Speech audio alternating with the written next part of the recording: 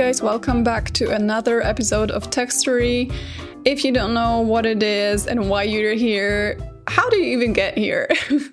Texttory is a podcast where we read historical texts and we dissect them and we react to them and we get some splendid historical tea. So if that's your vibe, stay with me. Also, if you want to support the podcast, I have a Patreon at patreon.com/texttory where I post stuff like unpublished, things that didn't make it into the episode, or books that I've read, or other stuff that I think is pretty cool, so go check that out. Today, we will be talking consumption. Yay! I have to say, to me, the early Victorian era is very gothic. It could be because I am an avid reader of the Bronte sisters. They're probably my favorite writers. And I am a sucker for Jane Eyre mainly, but also a tenant of Wildfell Hall, all of that stuff. I love it. Jane Eyre was published in 1847. So for me, that association of like very ghostly, very murky vibes, that's basically the first decade of Victoria's time on the throne. I just always thought it feels very dark and very gothic. I think it also has to do with the vibes of the Industrial Revolution. It just seems like a very unhealthy time to be alive with, all the fumes and all the smoke and the poor ventilation and no regulations regarding the pollution and the child mortality spiking and doctors barely even knowing what they're doing. Also, cities were a mess at the time. You barely had any sanitation. Everything was completely overcrowded.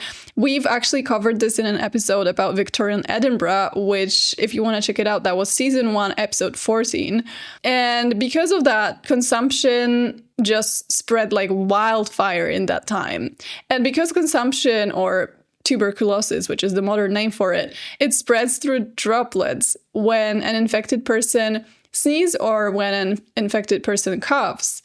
And, 10 people living in a single room didn't help much. So that was what made it even worse. So as I said, the air was polluted, and also people didn't like opening their windows too much because they also feared that the disease could be coming from the outside. A lot of people being malnourished and just in poor physical condition because of how much work they had to do.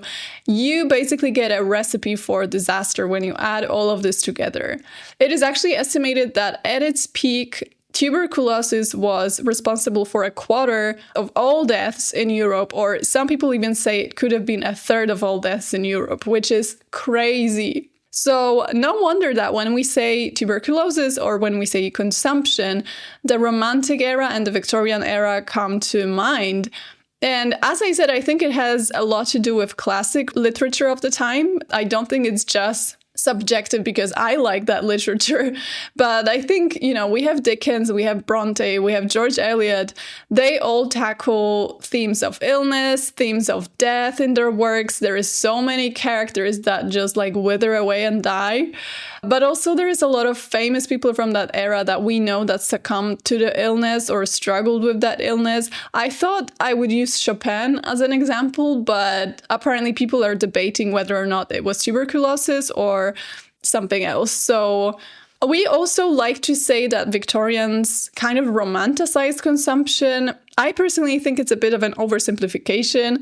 There are stories of, they were catching consumption on purpose, or wow, they were trying to look so hard like they had consumption, and they romanticized the consumption look. I think what really happened was, because it was so common and because art and literature of the era often had this sort of like dark undertone to it, it just became sort of a common trope.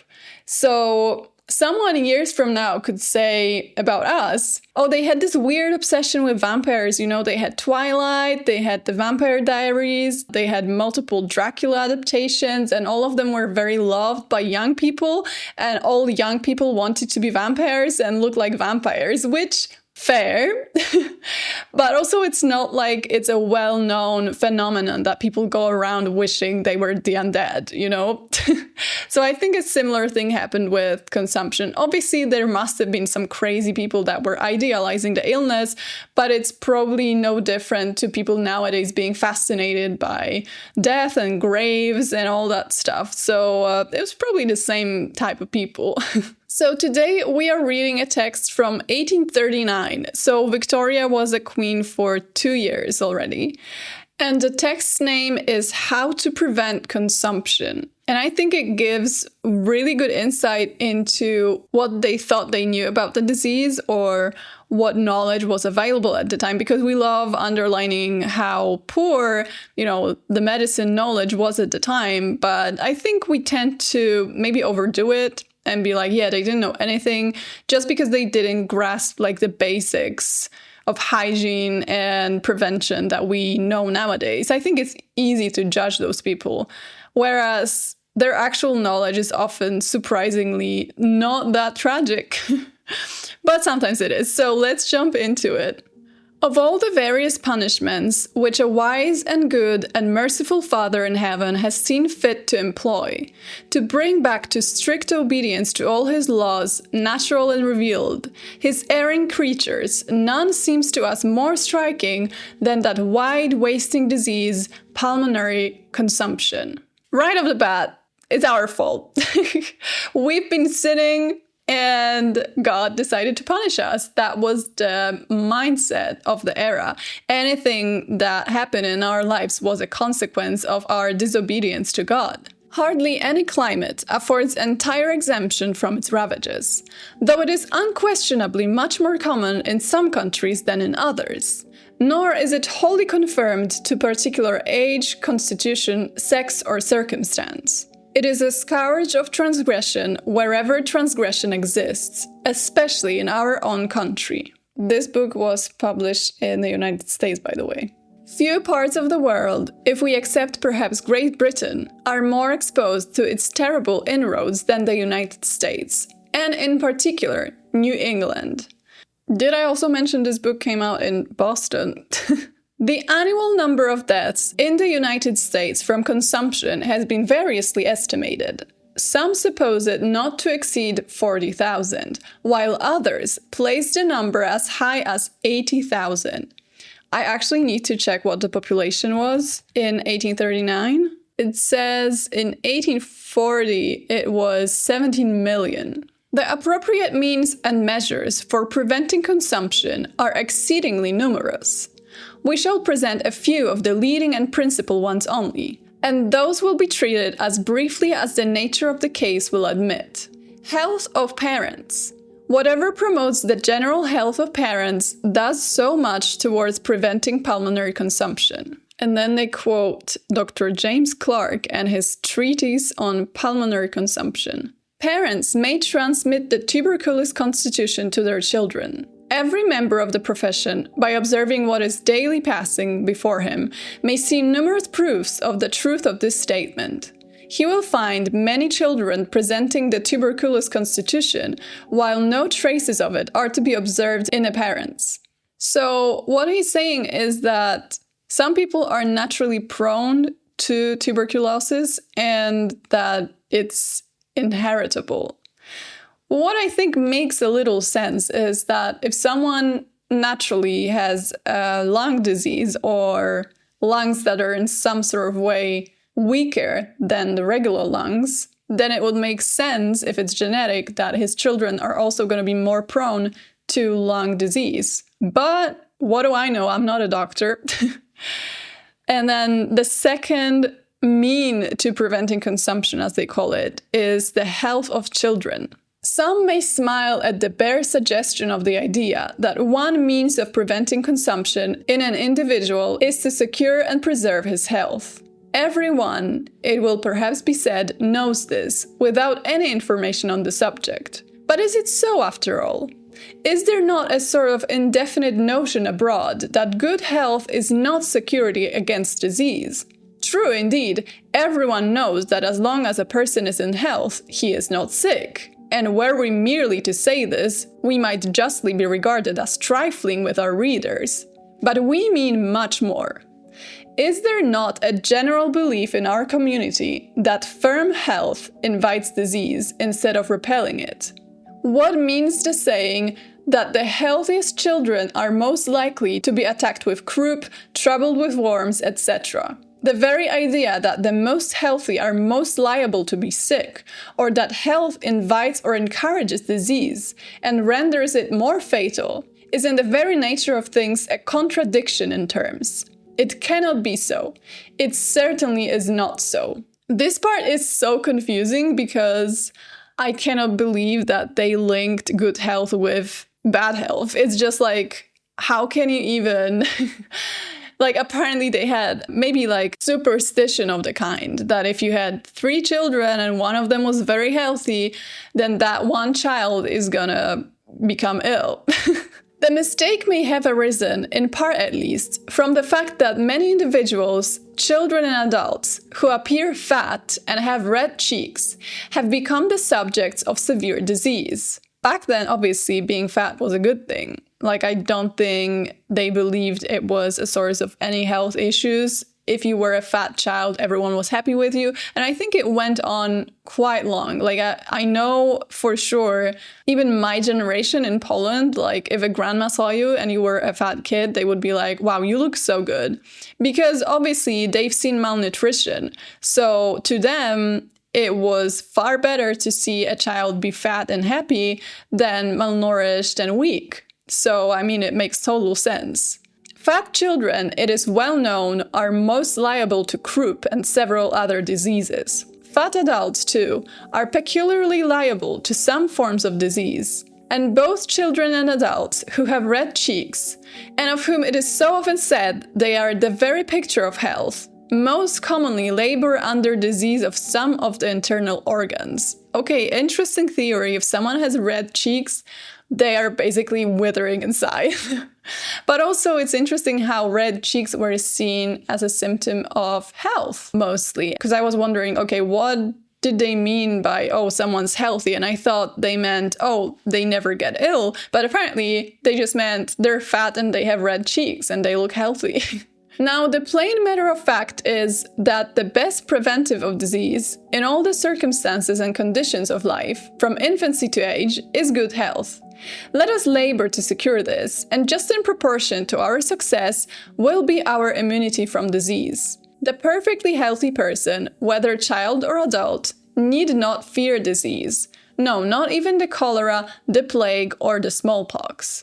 Now, this is fundamentally untrue in the modern world because we know that diseases like this that spread around, and viruses basically, they don't necessarily discriminate. So with things like the plague, I'm pretty sure it made no difference whether the person was perfectly healthy. I mean, maybe they would survive some more and maybe they have bigger chances of survival, but at the end of the day, you never know how your body's going to react, and you may have some underlying issues that you don't know about.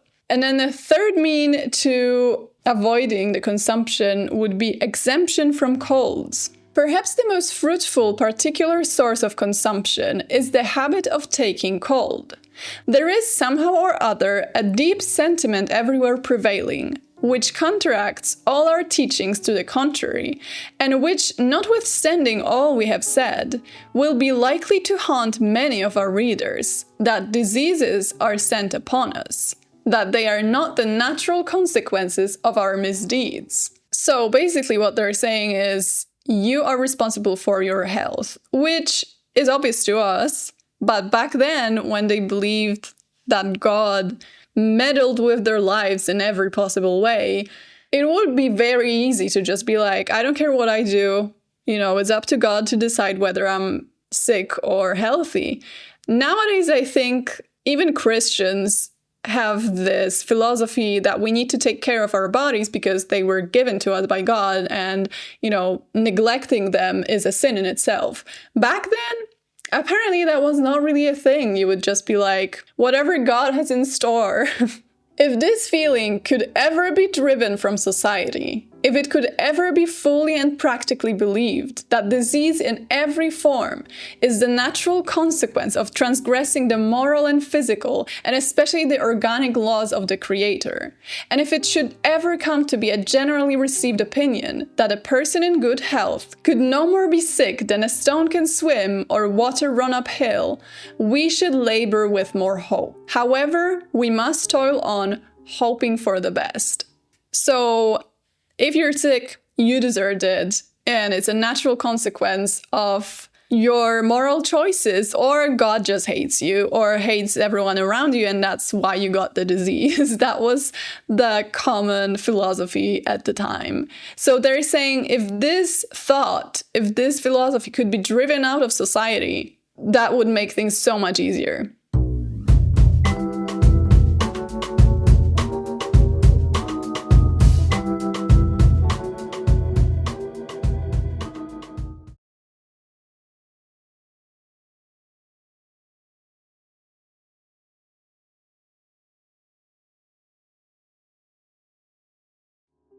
A large proportion of our consumptive cases are either excited or aggravated, as we have already intimated, by colds. It may be induced by a large quantity of cold drink taken suddenly, when we are debilitated by fatigue or excess of heat, by currents of cooler air falling upon the body, when in a very warm place arid inactive, by similar currents falling upon a part of the body for some time in a warm room, as when we sit by a raised or broken window, by going out of heated rooms, perhaps fatigued, into the night air, especially without sufficient covering, by the application of cold, though it should not be inordinate, after we have been long exposed to a high temperature, and by cold itself when continued for a long time, as in traveling too long in a stagecoach during cold winter, sleeping too cold during the night, sitting with wet feet, etc. To avoid taking cold, then, we must avoid these and the other causes which lead to it. I feel like this is a philosophy that our grandmas still love, or at least my grandmas, where if you spend too much time outside, if you sit on a cold stone, if you go out with your hair wet, you're gonna get a cold 100%. And there is some merit to it, like in general, if you change the temperature very fast, it's not great. If your body's already weakened by like fatigue, it might be easier to catch something, etc. But in general, I don't think it's as deep as people used to think. Plenty of good air. As the respiration of an impure atmosphere, says Dr. Clark, is one of the most powerful causes of tuberculous cachexia, so is the respiration of pure air an indispensable requisite for strumous children. Too much attention, therefore, cannot be paid to the construction and ventilation of the child's apartment. The room in which he sleeps should be large, the air should be frequently renewed, and his bed should not have more curtains than are necessary to protect him from the currents of air. We should prefer no curtains at all. Now, this is a Victorian dilemma because houses were so freaking cold. I mean, the rooms were massive, the walls were not insulated, the windows were shabby. All you had was 10 layers of duvets and curtains around your bed. And that was your best way of staying warm. You also had those like heaters that you would put in your feet. But other than that, you would not waste firewood over nighttime. And that was also dangerous to do. So you would basically sleep in unheated rooms most of the time in most of the cases. So what they're saying is don't cover your bed. Make sure the windows are frequently opened and the air is coming in and out the room. Would that actually be beneficial? I don't know. But I mean, it's good to freshen up the room every now and then. I don't know how successful that will be in preventing consumption. Proper food and drink. Perhaps we have said enough of drink in speaking of the want of health in parents and the causes. Of food, in reference to the prevention of scrofula and consumption, Dr. Clark and other writers say much, but their testimony does not in every respect coincide. In 2 points, however, do they all agree, which are in confining those children who are in the least suspected of a predisposition to these diseases for 2 or 3 of their first years to a diet exclusively of milk and farinaceous vegetables, and in directing persons of this description of every age to use food which is plain and unstimulating. Food and drink of every kind for those predisposed to consumption should be cool. So long has common sense understood this, at least in part, that everyone warns the consumptive against indulging too freely in hot food, such as hot bread or biscuit. But they should not only avoid indulgence, they should not use it at all. That's interesting about the food being cool. I would have assumed they want the food to be hot, to keep the person warm, since they're supposed to avoid cold. Another way of avoiding consumption, drumroll, physical and moral purity. A writer in the Boston Medical and Surgical Journal, Dr. Gold, about 3 years ago, insisted strongly on the tendency of physical indulgence to pulmonary consumption. On the subject to which we allude, even our physicians, as a general fact, are as yet but half awake, while the mass of the community are neither awake nor willing to be awaked. I am so intrigued right now because do they refer to sex, basically? Which would kind of make sense because a lot of saliva is transmitted in the process, so that does not sound like a good situation for someone that tries not to catch consumption, that's all I'm gonna say. And then proper dress. We have already alluded under another head to the evils of long continued cold. It is necessary then to dress in such a manner if possible as to prevent such results. Okay, consumption avoiding dress code, let's go. Exercise and clothing should, however, to the robust be nearly sufficient. The enervating tendency of artificial temperatures, especially when these temperatures are high, as is often the case in our shops, factories, schoolrooms, nay, even our kitchens and parlors, is not well understood, nor should we be credited were we to endeavor to set it forth. Much is said on the necessity of flannel next to the skin in the cool season.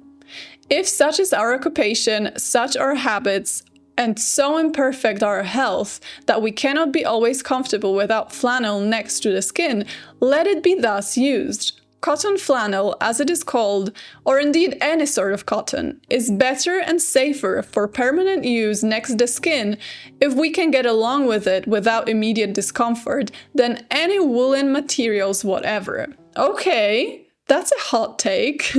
Don't wear wool close to your skin, pick cotton instead.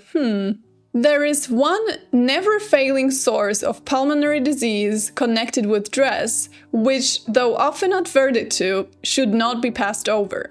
We allude to the custom of dressing in such a way as to impede the motion of the chest. It is of comparatively little consequence what the form of the dress is. If it hinders free motion and full expansion, it is always injuries. We cannot in a single short essay enter fully into this important subject. It is perhaps sufficient to say that every ounce of steady continued compression upon any part of the chest prevents the delicate organs within from doing their work as perfectly as they would otherwise do it, and that this tends to disease. How surprising we have the corset rant. Though, interestingly enough, maybe because A, it's supposed to be an elegant book, so it wouldn't deal with women's underwear. B, it's quite early on, 1839, the corsets were basically still stays that were not too tight. And C, maybe it's not actually about the corsets, but rather the whole upper body of women being constricted by garments. So basically, it wasn't even about the corsets, it could have been about the bodices of the dresses that would be quite tightly fitted at the time. And if you look at articles and books on dress reform from the Victorian era, they rarely focus just on the corsets, they often focus on the whole garment like the bodice itself, how it fits around the armpits, how it fits around the neck, how you cannot raise your arms properly with your sleeves on. So I think that's what they're referring to here. Cleanliness. We cannot help thinking that the value of a clean skin as a means of preventing consumption has usually been underrated. Many people imbibe the notion that dirt, to the consumptive, is even healthful. It cannot be so. It is not so. This was written by a doctor. I'm going to get his name at the end because I don't remember. But I wonder how many times in his life he had to listen to people say like, oh, I heard dirt is actually good for you when you have consumption. And he's like, no. This explains why daily cold bathing to those who are predisposed to consumption is so useful. There is an oily substance which is constantly exuded from the skin and which greases it over, and in a little time impedes perspiration unless we wash often.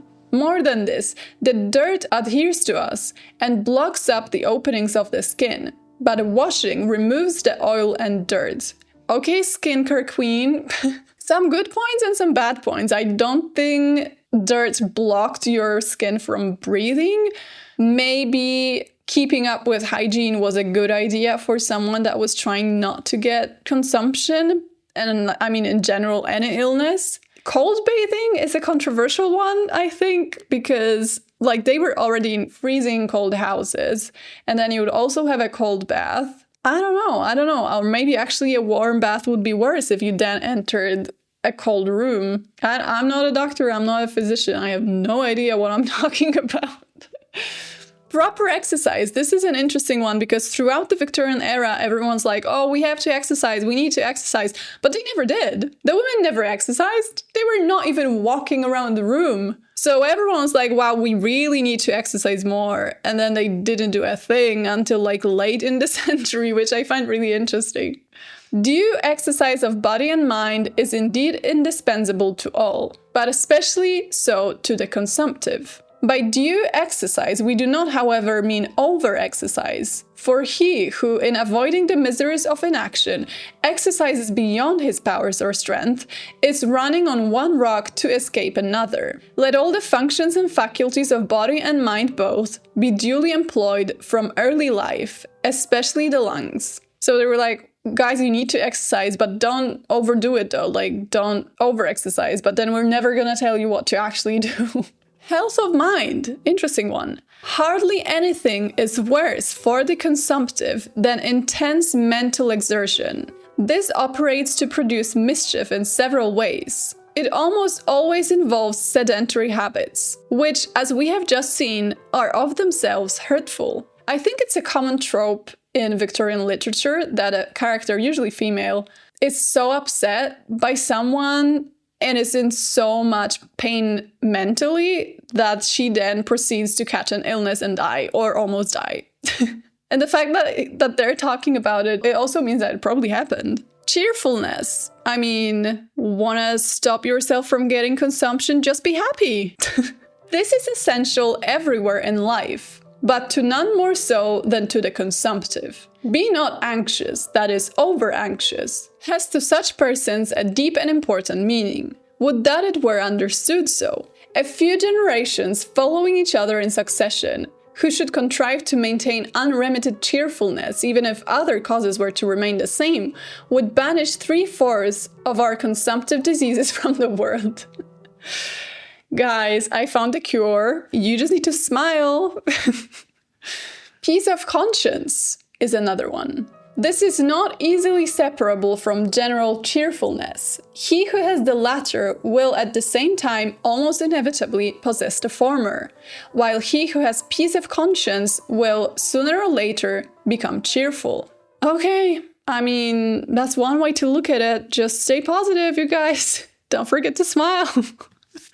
And should the time ever arrive, as we doubt not it will, when Christianity shall be fully applied, as its author no doubt intended it should be, to the whole condition and renovation of men, physical and intellectual no less than moral, the greater part, if not the whole of the diseases which prevail in the world will be banished, except from the pages of history. Wouldn't that slap? I mean, that would be the dream, right? To just get rid of all the diseases. And according to, let me check his name, according to Dr. W.M.A. Alcott, okay, interesting, that time will come when we finally start behaving like Christians.